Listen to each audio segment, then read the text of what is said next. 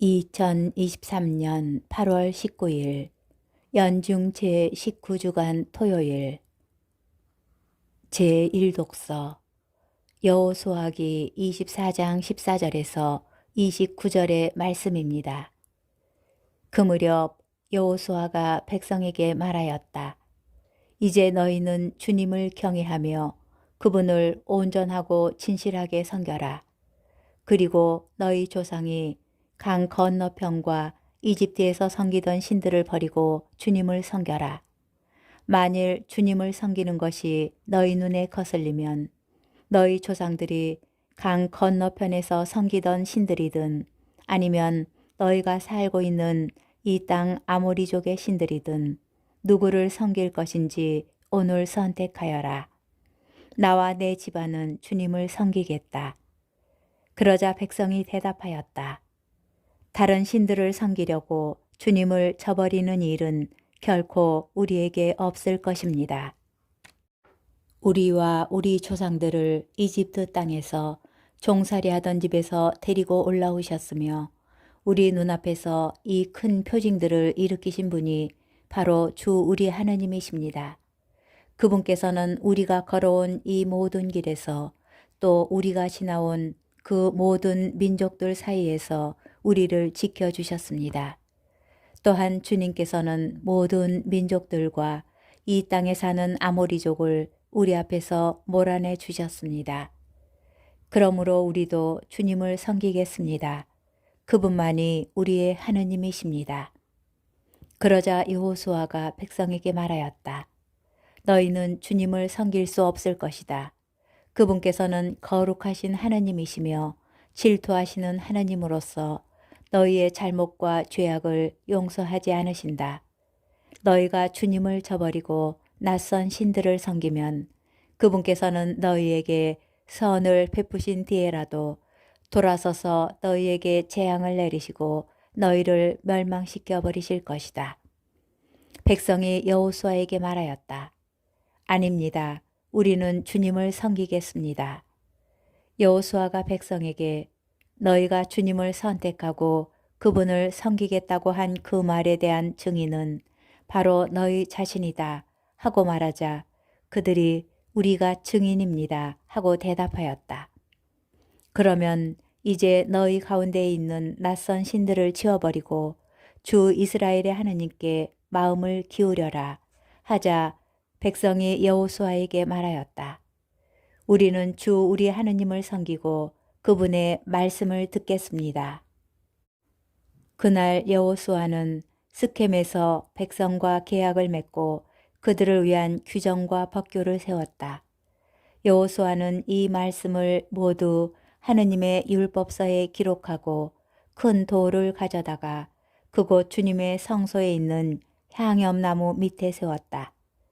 그러고 나서 여호수아는 온 백성에게 말하였다. 보라, 이 돌이 우리에게 증인이 될 것이다. 주님께서 우리에게 이르신 모든 말씀을 이 돌이 들었다. 그래서 이것은 너희가 너희 하느님을 부정하지 못하게 하는 증인이 될 것이다. 여호수아는 백성을 저마다 상속 재산으로 받은 땅으로 돌려보냈다. 이런 일들이 있은 뒤에 주님의 종 눈의 아들 여호수아가 죽었다. 그의 나이는 110살이었다. 주님의 말씀입니다. 복음 마테오복음 19장 13절에서 15절의 말씀입니다. 그때 사람들이 어린이들을 예수님께 데리고 와서 그들에게 손을 얹고 기도해 달라고 하였다. 그러자 제자들이 사람들을 꾸짖었다. 그러나 예수님께서는 이렇게 이르셨다. 어린이들을 그냥 놓아두어라. 나에게 오는 것을 막지 마라. 사실 하늘나라는 이 어린이들과 같은 사람들의 것이다. 그리고 그들에게 손을 얹어주시고 나서 그곳을 떠나셨다. 주님의 말씀입니다. 오늘의 묵상. 시편의 어느 저자는 밤하늘을 수놓은 은하수와 달을 보며 사람을 돌보아 주시는 하느님을 찬미합니다. 우러러 당신의 하늘을 바라봅니다. 당신 손가락의 작품들을 당신께서 굳건히 세우신 달과 별들을 바라보나이다. 인간이 무엇이기에 이토록 기억해 주십니까? 사람이 무엇이기에 이토록 돌보아 주십니까? 하느님의 위대하심을 찬미합니다. 작고 보잘것없는 인간을 돌보아 주시는 그분의 사랑에 감사드리며 겸손한 마음가짐으로 아기와 젖먹이들에게서 나오는 찬미를 그분께 드립니다. 오늘 복음은 짧지만 마테오 복음서에서 되풀이되는 가장 중요한 말씀 가운데 하나입니다. 교회 헌정이라고 불리는 마테오 복음 18장의 서두에도 이와 같은 말씀이 나오는데 제자들이 예수님께 다가와 하늘나라에서 누가 가장 큰 사람인지 묻습니다. 이때 예수님께서 어린이 하나를 불러 그들 가운데 세우시고 회개하여 어린이처럼 되지 않으면 결코 하늘나라에 들어갈 수 없다고 말씀하십니다. 오늘 복음에는 사람들이 어린이들을 예수님께 데리고 와서 그들을 축복하여 달라는 청원이 나옵니다. 이때 제자들은 도리어 그들을 꾸짖습니다. 여기서 꾸짖다로 쓰인 말은 예수님께서 마귀를 쫓아내실 때 나온 표현입니다.